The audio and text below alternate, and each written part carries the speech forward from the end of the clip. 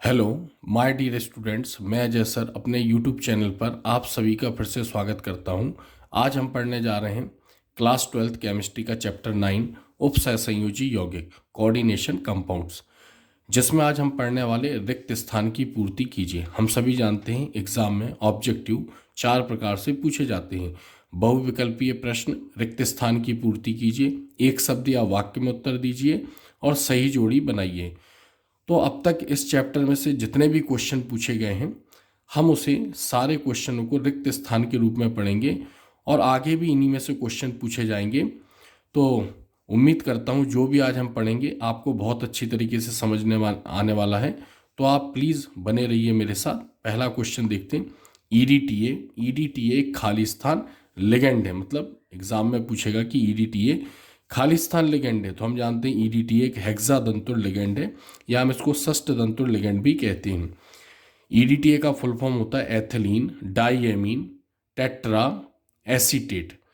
तो ईडीटीए के पास 6 इलेक्ट्रॉन के जोड़े होते हैं, तो ये 6 इलेक्ट्रॉन के जोड़े दे सकता है। 6 इलेक्ट्रॉन मतलब हेक्सा या इसको षष्ट बोलते हैं, और इलेक्ट्रॉन का जोड़ा देने वाले दंतुर यानी हेक्सा दंतुर लिगेंड। तो ये क्या है? ईडीटी एक हेक्सादंतुर लिगेंड है। अब किस प्रकार से ये 6 इलेक्ट्रॉन के जोड़े देगा, इसके लिए हम इसकी संरचना देखते हैं।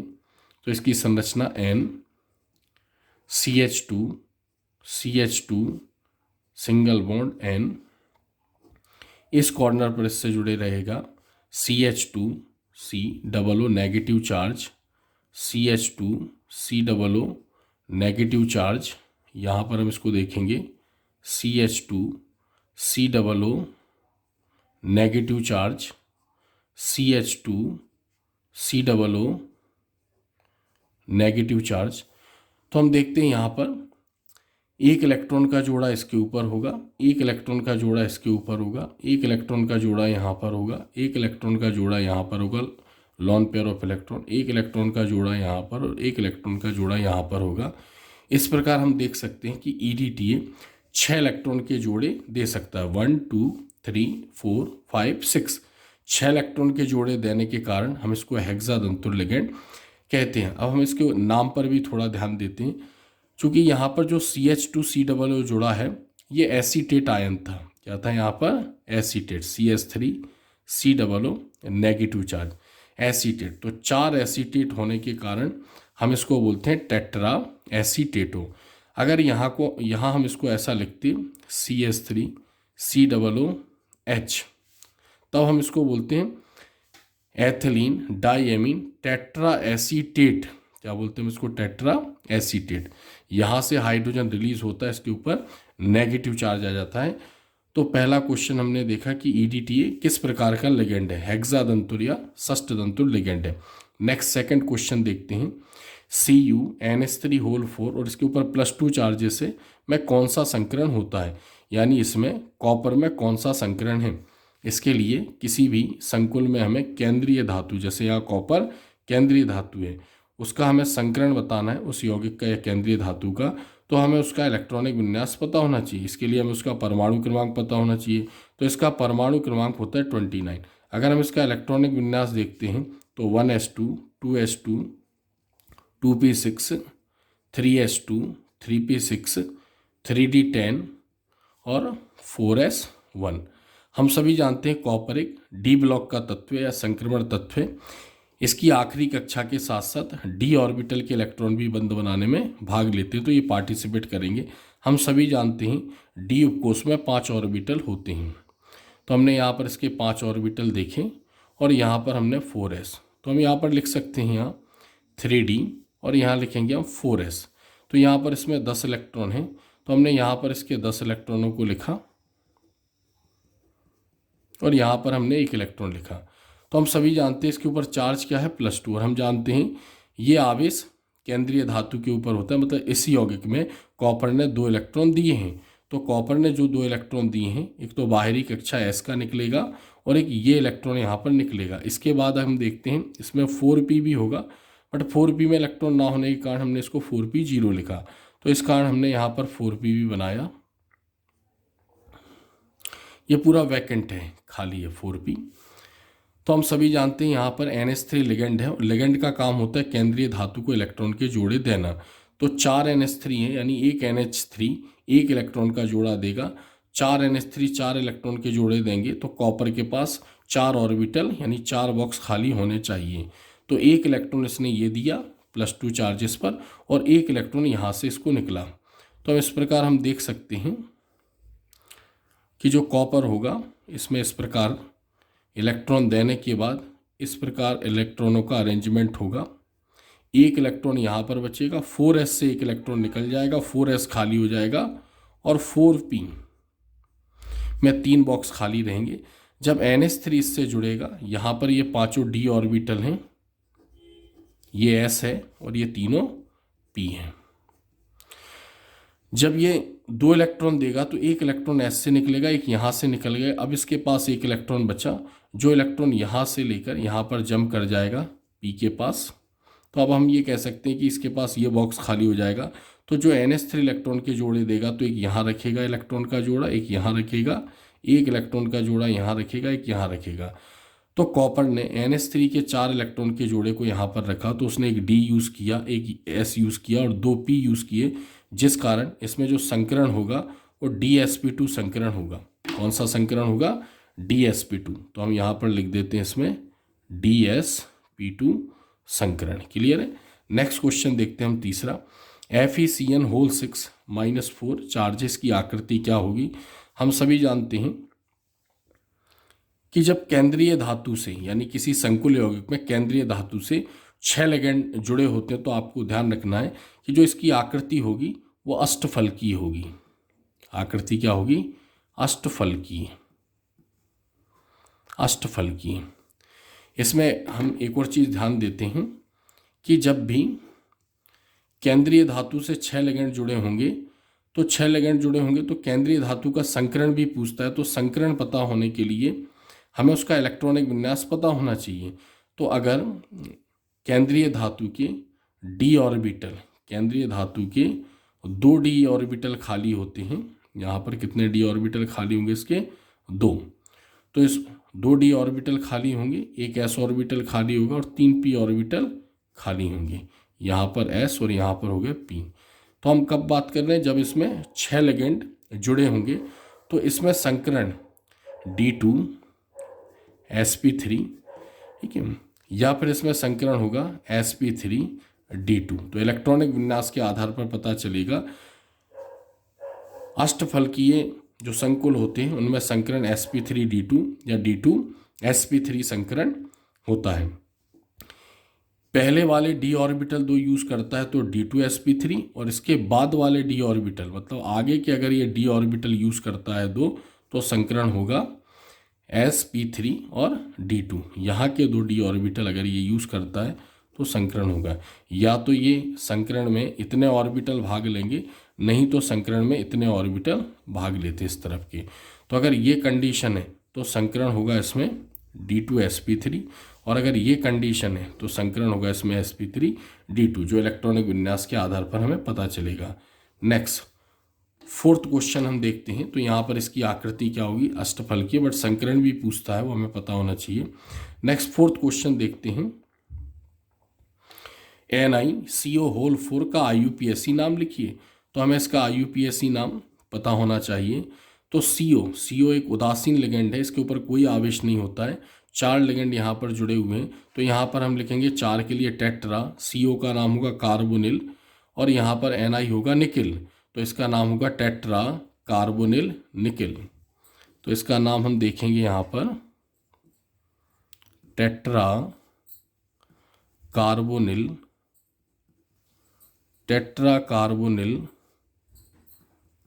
निकिल, और इसके ऊपर कोई आवेश ना होने के कारण इसकी ऑक्सीकरण संख्या क्या होगी? 0। तो ऐसे इसका IUPAC नाम होगा टेट्रा कार्बोनिल निकिल 0।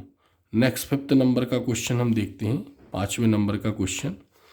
FeCN6 - 3 में आयरन की ऑक्सीकरण संख्या क्या है? मतलब इस यौगिक में आयरन ने कितने इलेक्ट्रॉन त्यागे हैं? तो नेक्स्ट 5वें नंबर का हम क्वेश्चन देखते हैं, इसकी ऑक्सीकरण संख्या कैसे निकालेंगे। यहाँ पर जो Fe है, Fe को हम x मान लेंगे और Cn के ऊपर -1 चार्ज होता है। यहाँ पर Cn कितने 6 हैं और कंपाउंड यौगिक के ऊपर -3 चार्ज है, इसलिए हम यहाँ पर लिखेंगे -3। इसको सॉल्व करेंगे 6 -1 -6 प्लस माइनस माइनस, तो -6 इक्वल्स टू +3। +3 को उठा के हम यहाँ पर ले आएंगे तो ऐसे ही हो जाएगा x -6 और +3 इक्वल्स टू 0। इसमें से ये लेस हो जाएगा, x -3 इक्वल्स टू 0। तो यहाँ पर आंसर आ जाएगा x इक्वल्स टू +3। तो इस यौगिक में लोहे ने कितने इलेक्ट्रॉन दिए हैं, आयरन ने 3 इलेक्ट्रॉन दिए हैं, तो इसकी ऑक्सीकरण संख्या कितनी होगी, +3। नेक्स्ट हम 6 नंबर का क्वेश्चन देखते हैं।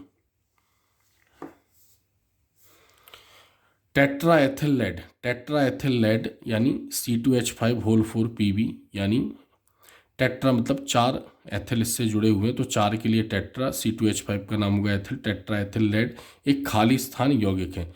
हम सभी ने पढ़ा है जब कार्बन परमाणु सीधे धातु परमाणु से जुड़ा होता है, ऐसे यौगिकों को हम कार्बधात्विक यौगिक कहते हैं।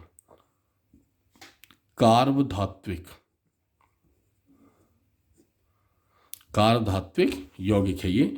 कार्बधात्विक यौगिक ऐसे यौगिक जिसमें कार्बनिक समूह का कार्बन परमाणु सीधे धातु परमाणु के साथ जुड़ा होता है, कार्बधात्विक यौगिक कहलाते हैं। नेक्स्ट हम 7 नंबर का क्वेश्चन देखते हैं। CONH3 5Br CONH3 5SO4Br में खाली स्थान समावयवता पाई जाती है। इसमें बताना है खाली स्थान समावयवता पाई जाती है। हम जानते हैं, पहले हमें समावयवता पता होना चाहिए। समावयवता ऐसे यौगिक जिनके अणु सूत्र एक समान तथा संरचना सूत्र भिन्न भिन्न होते हैं, ऐसे यौगिक एक दूसरे के समावयवी कहलाते हैं तथा यह घटना समावयवता कहलाती है। तो हम यहाँ देख रहे हैं दोनों के सूत्र एक जैसे हैं। यहाँ ब्रैकेट के बाहर SO4 है, यहाँ ब्रैकेट के बाहर Br है, यहाँ ब्रैकेट के अंदर Br है, यहाँ ब्रैकेट के अंदर SO4, यानी इन दोनों की जो संरचना सूत्र है, अणु सूत्र एक समान है। जब इन यौगिकों को जल में विलय करते हैं तो हम जानते हैं ब्रैकेट के बाहर का भाग जो होता है वो आयनिक भाग होता है, वो जल में विलय हो जाता है। तो यहाँ से SO4 रिलीज हो जाएगा और यहाँ से Br रिलीज हो जाएगा, बट दोनों के जो सूत्र हैं वो एक जैसे हैं, संरचना सूत्र। तो ये भिन्न भिन्न आयन जल में देंगे। ये SO4 आयन जल में देगा, SO4 आयन मतलब सल्फेट आयन, SO4-2 आयन जल में देगा, और ये Br- आयन जल में देगा। तो हम यहाँ कह सकते हैं कि ये दोनों एक दूसरे के आयनन समावयवी हैं, यानी हम कह सकते हैं इनमें आयनन समावयवता पाई जाती है। तो दोनों में आयनन समावयवता पाई जाती है। नेक्स्ट नंबर का क्वेश्चन देखते हैं हम, 8वें नंबर का क्वेश्चन। विटामिन B12 एक खाली स्थान धातु है, धातु का संकुल यौगिक होता है। तो विटामिन B12 में कोबाल्ट धातु होती है। कौन सी धातु होती है, कोबाल्ट। कोबाल्ट का संकेत होता है CO। यहाँ हम ध्यान दें कि जब हम यहाँ पर ऐसा लिखेंगे CO तो ये कार्बोनिल कहलाएगा। जब कार्बन बड़ा होगा O छोटा होगा तो हम इसको कोबाल्ट बोलेंगे। नेक्स्ट नंबर का क्वेश्चन देखते हैं हम, 9वें नंबर का क्वेश्चन। हीमोग्लोबिन खाली स्थान धातु का संकुल यौगिक है। तो हीमोग्लोबिन आयरन, यहाँ पर हम क्या लिख सकते हैं, आयरन। आयरन मतलब लोहा और इसका संकेत होता है Fe, यानी Fe धातु का एक संकुल यौगिक है। नेक्स्ट क्वेश्चन हम देखते हैं 10वां। क्लोरोफिल, क्लोरोफिल खाली स्थान धातु का संकुल यौगिक है। तो क्लोरोफिल में मैग्नीशियम धातु होती है। मैग्नीशियम का संकेत होता है Mg। मैग्नीशियम धातु का एक संकुल यौगिक है। नेक्स्ट क्वेश्चन देखते हैं, क्वेश्चन नंबर 11। अपस्फोटन रोधी, अपस्फोटन रोधी के रूप में प्रयुक्त कार्बधात्विक यौगिक का नाम खाली स्थान है। तो अपस्फोटन रोधी मतलब ऐसे पदार्थ जो ईंधन का विस्फोट होने से रोकते हैं, एंटी नॉकिंग कंपाउंड अपस्फोटन रोधी कहलाते हैं। तो हमने सभी ने पढ़ा है कार्बधात्विक के रूप में इसका नाम लिखना है, तो इसका नाम होता है tetra ethyl lead. Tetra ethyl lead, इसको हम टेल भी बोलते हैं, TEL, टेट्रा एथिल लेड। अभी हमने पढ़ा है जो इसका फॉर्मूला होता है टेट्रा एथिल लेड का, वो जो फॉर्मूला होता है वो ये पढ़ा हमने, C2H5 टेट्रा एथिल लेड। अपस्फोटन रोधी के रूप में इसका यूज़ होता है। इसका फॉर्मूला भी हमें ध्यान रखना चाहिए, C2H5 और Pb, तो टेट्राएथिल लेड। नेक्स्ट नंबर का क्वेश्चन देखते हैं, question number 12, question number 12। Next question देखते हैं हम, क्वेश्चन नंबर 12।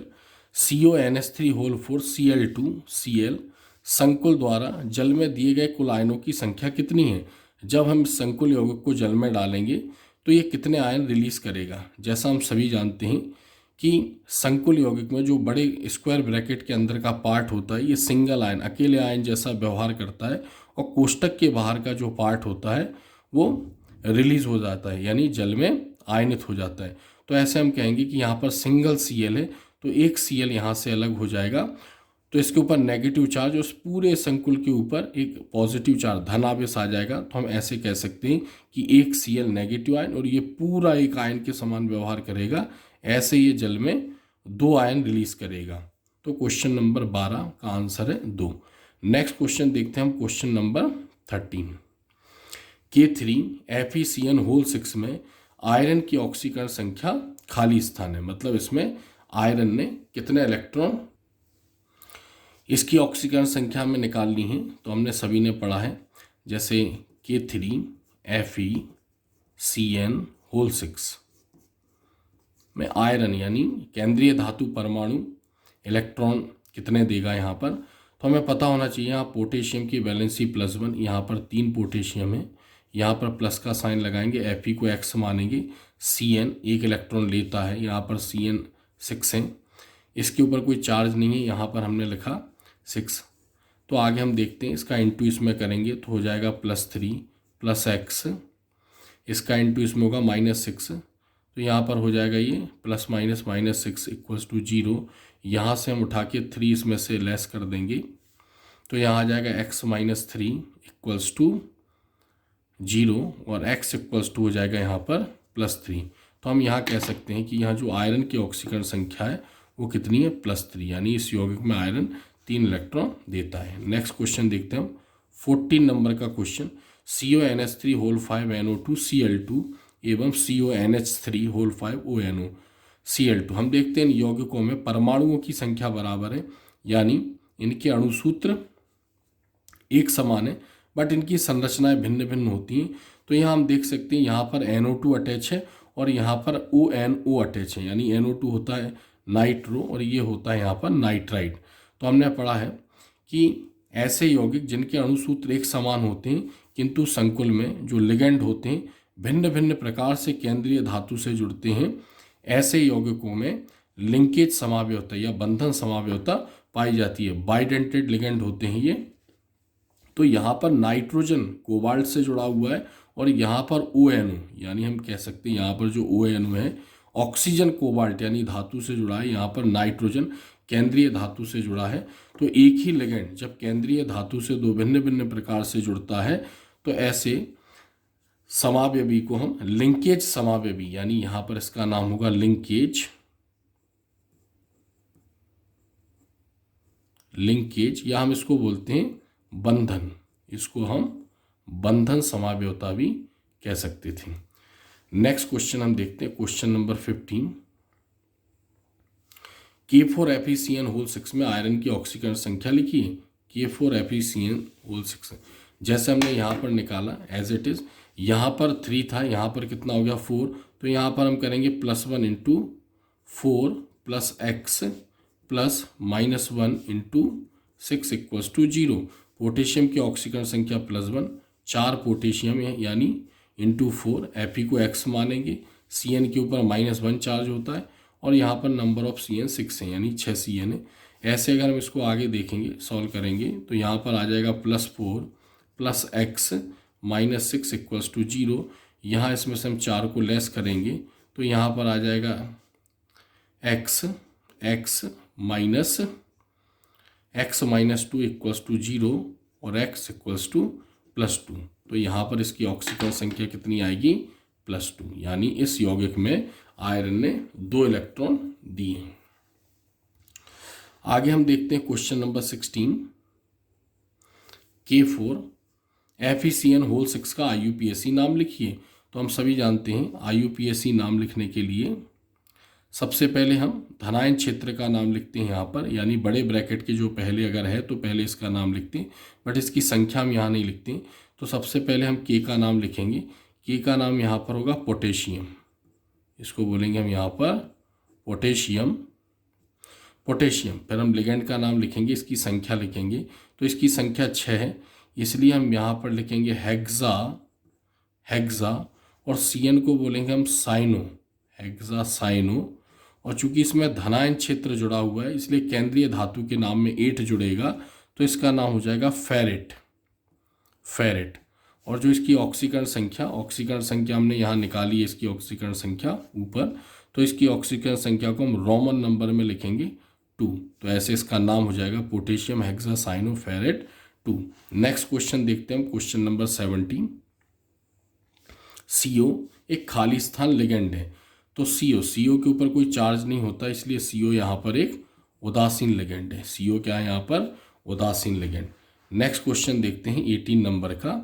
CO Fe6 और इसके ऊपर -3 चार्ज है, एक खाली स्थान चक्रण संकुल यौगिक है, फ्लोरीन जुड़े होने के कारण इसकी ऊर्जा ज़्यादा होती है, तो हम इसको बोलेंगे यहाँ पर ये उच्च, यहाँ पर उच्च चक्रण संकुल है यहाँ पर। नेक्स्ट क्वेश्चन देखते हैं हम 19। फिटकरी व मूहर लवण। फिटकरी व मूहर लवण खाली स्थान लवण है, तो हमने पढ़ा है कि जो योगात्मक यौगिक या लवण होते हैं उपसय संयोजी यौगिकों में, हमने पढ़ा है योगात्मक यौगिक या लवण 2 प्रकार के होते हैं। पहला द्विक लवण और दूसरा संकुल लवण। द्विक लवण जल में पूर्णतः विलय हो जाते हैं, जबकि संकुल लवण पार्शियली यानी बहुत कम जल में आयनित होते हैं। तो फिटकरी व मूहर लवण एक द्विक लवण है, तो इसका आंसर क्या होगा यहाँ पर? एक द्विक लवण है, यानी फिटकरी को जल में डालते तो पूर्णतः आयनित हो जाती है। मूहर लवण को हम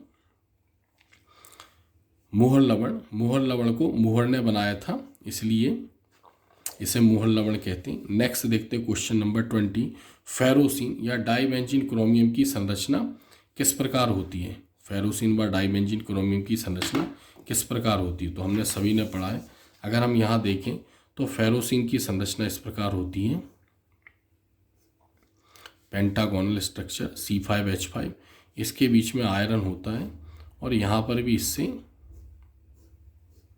जुड़ा होगा। हम सभी जानते हैं इसका फॉर्मूला है C5H5, इसका फॉर्मूला है C5H5, तो ऐसे इसका फॉर्मूला होता है C5H5 होल ट्वाइस और Fe, इसको फेरोसिन बोलते हैं। तो यहाँ पर इसको तुलना हमने जो है वो किसी ब्रेड वगैरह से की है, और यहाँ पर जो बीच में आयरन इसमें फंसा हुआ है, इसलिए इसकी जो संरचना होती है वो सैंडविच के समान होती है। नेक्स्ट है डाइबेंजीन क्रोमियम, तो यहाँ पर भी हम देखते हैं बेंजीन का फॉर्मूला ये होता है, 2 बेंजीन होते हैं। डाइबेंजीन मतलब 2 बेंजीन के बीच में एक क्रोमियम होता है, इससे जुड़ा होता है, तो इसकी संरचना सैंडविच के समान दिखती है। इसलिए हम यहाँ कह सकते हैं कि जो डाइबेंजीन क्रोमियम है इसकी संरचना सैंडविच के समान होती है, एग्जाम में पूछते हैं। नेक्स्ट क्वेश्चन नंबर 21 देखते हैं। K4FeCN6 में केंद्रीय धातु परमाणु Fe में कौन सा संकरण होता है? तो हमने पढ़ा है यहाँ पर कि अगर 6 लिगेंड जुड़े हुए हैं तो आकृति अष्टफलकीय होती है। अगर इसके आंतरिक यानी आंतरिक d ऑर्बिटल खाली हैं तो इसमें D2 sp3 संकरण होगा केंद्रीय धातु में, और अगर बाहर के d ऑर्बिटल खाली हैं तो इसमें sp3